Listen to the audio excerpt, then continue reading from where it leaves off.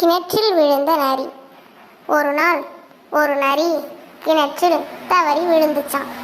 விழுந்த அந்த நரி யாராவது வந்து தன்னை காப்பாற்றுவாங்களா என காத்திருந்துச்சான்.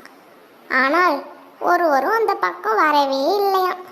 அதனால் சாப்பிடவும் முடியாமல் தூங்கவும் முடியாமல் தண்ணிக்குள்ளே தவிச்சு கொண்டிருந்துச்சு நரி. 10 நாட்கள் கடந்து போச்சு.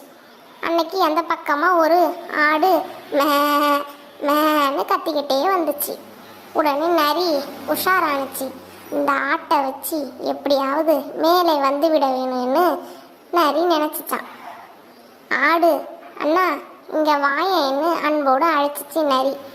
கிணத்திலிருந்து வந்த குரலை கேட்டதும் ஆடு எட்டி பார்த்துச்சு. என்ன நரியாரே, தவறி விழுந்துட்டியா என்று கேட்டுச்சான் ஆடு. சேச்சே, நானாவது விழவாவது, நான் வேணும் தான் தண்ணிக்குள்ள இறங்கினேன். இந்த கிணத்து தண்ணி ரொம்ப சுவையாக இருக்கு, நீ வேணும்னா இறங்கி வந்து குடிச்சு பாரு என்றது நரி. ஆடு கொஞ்சம் யோசிக்கவே இல்லை.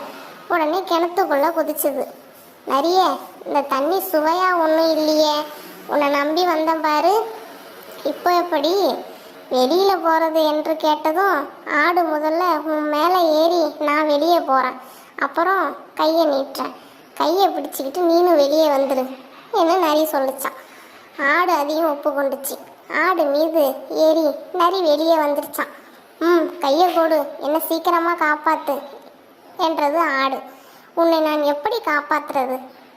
எதை செஞ்சாலும் விவேகமாக புத்திசாலித்தனத்தோடு செய்யணும், இப்போது புரிஞ்சுக்க, நான் வரேன்னு சொல்லிட்டு நரி கிளம்பியாச்சு. நான் முட்டாள்தனத்தை நினச்சி ஆடு வருந்துச்சான்.